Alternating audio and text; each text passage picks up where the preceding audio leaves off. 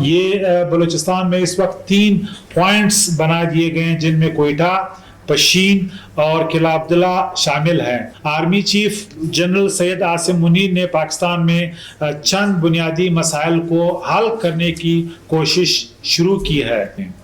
ابھی تک جو عدد و شمار ہیں 25,000 سے زائد افراد والنٹیرلی چمن کے راستے پاکستان چھوڑ چکے ہیں۔ میں جانا چیزیں صاحب کو میں دعوت دوں گا کہ وہ آ کے اس کے بعد آپ اس کے افتتاحی سیشن ہے، آپ اس کے افتتاح شروع کر لیں کہ اس کے بعد ہم اپنے علماء کرام اور ہمارے مختلف مذاہب سے جو ہمارے لوگ ہیں ہم ان کو سنیں۔ شکریہ۔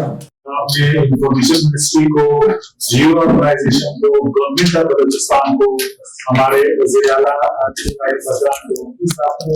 ہمیں یہ عزت بخشی کو ویلکم کر سکیں۔ اس ملک میں امن ہے، بھائی چارہ ہے، جو ہماری بلوچستان میں جو امانی ہے وہ آپ ہمارے جو بھائی ہیں، آپ علماء کرام ہیں، ہماری جو بہنیں بیٹی ہیں، ہماری جو مائیں ہیں، ہمارے بلوچستان میں مختلف مذاہب اور افراد کے جو لیڈرز ہیں ان کی کریڈٹ بھی جاتا ہے تو ہم ہیں۔ آپ بھول جائیں گے کہ وہ کہتے ہیں کہ داستانوں میں آپ کی داستان نہیں رہے گی خدا نخواستہ اگر یہ ملک کو کچھ ہو گیا۔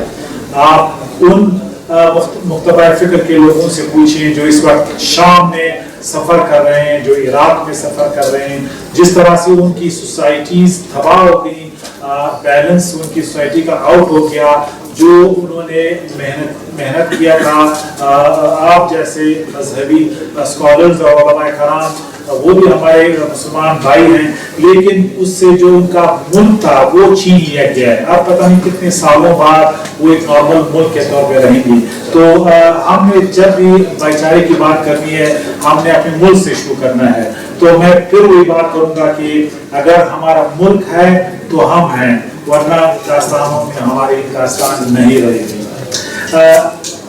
میں یہ بھی کہنا چاہوں گا کہ یہ بھی آپ کی بدولت ہے کہ پاکستان میں اس وقت ہمارے باہر کے مہمان تقریباً 40 سے 50 لاکھ لوگ پچھلے 50 سال سے، پچھلے 45 سال سے ہمارے مہمان ہیں۔ ہمارے لوگوں نے اپنے گھروں کے دروازے کھولے ہیں، اپنے دل کھولے ہیں۔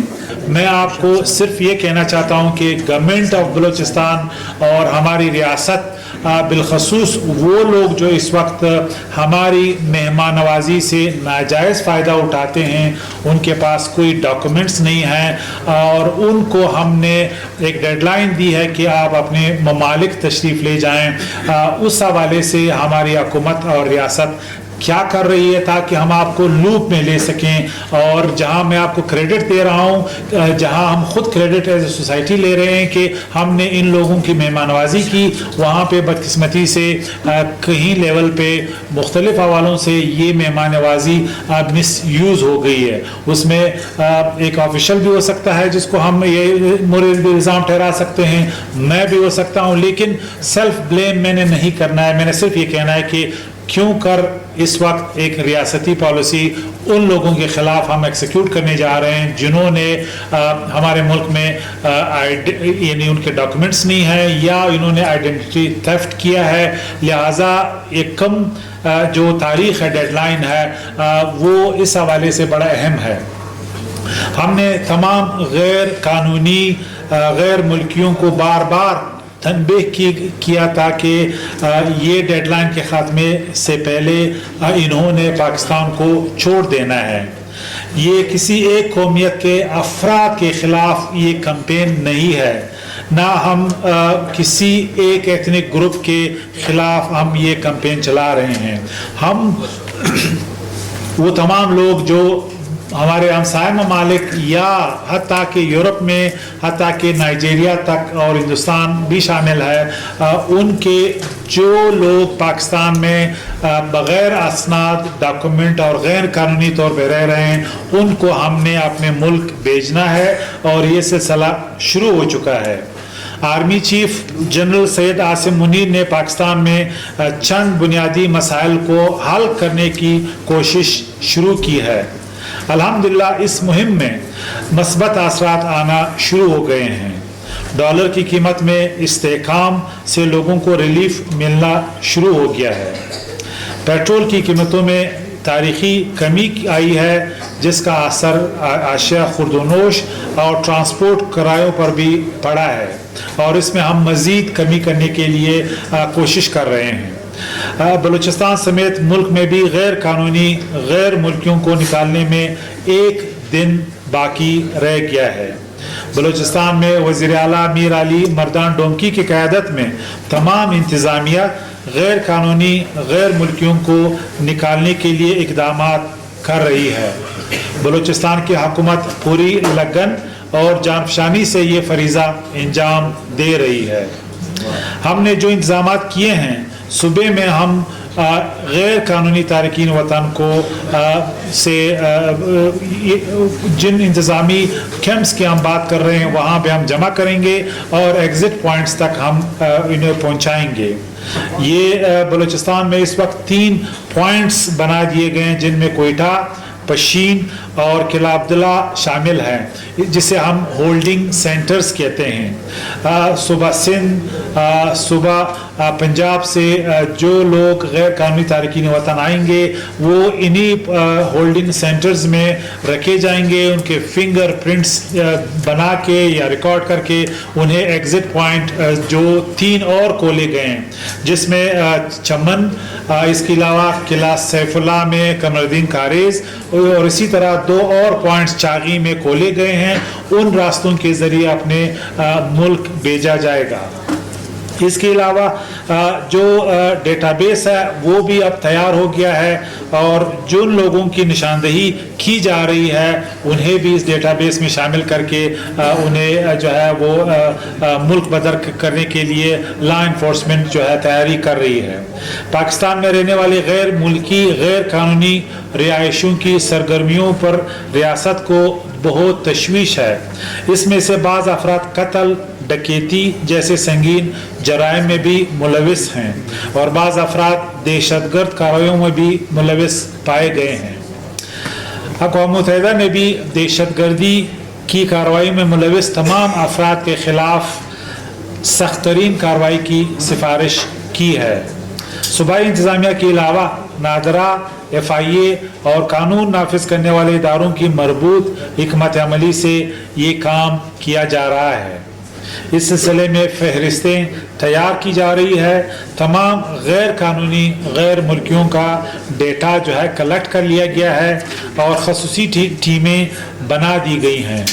غیر ملکیوں کے کیسوں کو جلد نمٹانے کے لیے عدالتوں کو جو ہے ہدایت ہے اور اس کے علاوہ بھی پرائم منسٹر کا یہ اختیار ہے کہ فارم ایکٹ کے تحت وہ کسی عدالتی کارروائی کے بغیر تارکین وطن کو ملک بدر کر سکتے ہیں.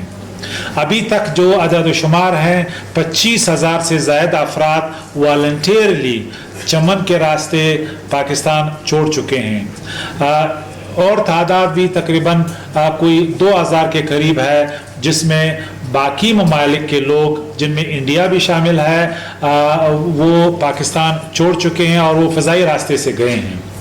اس کے علاوہ سہولت سینٹرز بھی بنائے گئے ہیں جہاں پہ جو ایلڈرلی ہیں یا بچے ہیں یا خواتین ہیں ان کو کھانا پینا اور باقی جو انتظامات ہیں یا ضروریات ہیں ان کا خیال رکھا گیا ہے.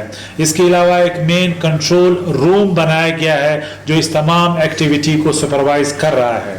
غیر قانونی غیر ملکیوں کی رہنمائی کے لیے ٹیمیں بھی تشکیل دی گئی ہیں تاکہ وہ یعنی ایک گائیڈنس کے ساتھ اس ملک کو یعنی ان کو ہم ایگزٹ پوائنٹ پہنچائیں اور جس طریقے سے کارروائی ہو رہی ہے ابھی تک انشاءاللہ میں سمجھتا ہوں کہ جو کل ڈیڈ لائن ہے وہ ایکسپائر ہوگا. اس کے بعد یہ پروسیس ہم تیز کریں گے. اس بریفنگ کا مطلب یہ تھا کہ ہم آپ کو اس بات پہ کنونس کر سکے کہ کیوں کر اس کے خلاف پاکستانی ریاست نے یہ فیصلہ کیا ہے کہ ہم اس ملک کو ایک نارمل ملک بنائیں گے. یہاں पे जो भी आएगा उनके पास डॉक्यूमेंट, पासपोर्ट और वीज़ा होना चाहिए। और इस वक्त जो भी फॉरेन इन्वेस्टमेंट आएगा, जब तक दिन में आपके बॉर्डर्स पे 50,000 लोग बगैर डॉक्यूमेंट के आते हैं, कोई इन्वेस्टमेंट जो है आने वाला नहीं है।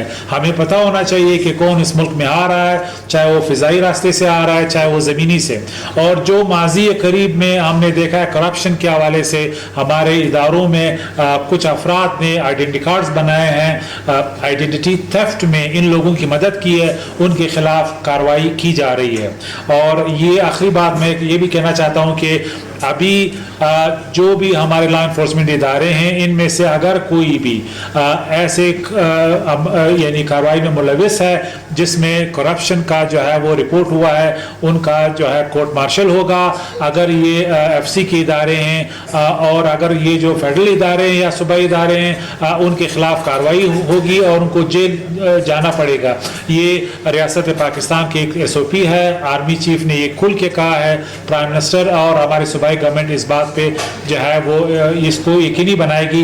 लिहाजा जो बिजनेस एज यूजुअल था, आज भी जब हम लोगों से बात करते हैं कि ये कोई आर्जी कैंपेन है, इसमें फिर जो है करप्शन की बात की जाती है, इसमें ऑफिशियल जो है वो इसको इम्प्लीमेंट नहीं करेंगे, नहीं, ये रियासत पाकिस्तान का जिस तरह बाढ़ आया था ये भी आने वाला है और इसको कोई रोक नहीं सकता। बहुत शुक्रिया आपका। रोजनामा कुदरत की वीडियो देखने के लिए अभी YouTube चैनल पर सब्सक्राइब करें और बेल आइकन पर भी क्लिक करें।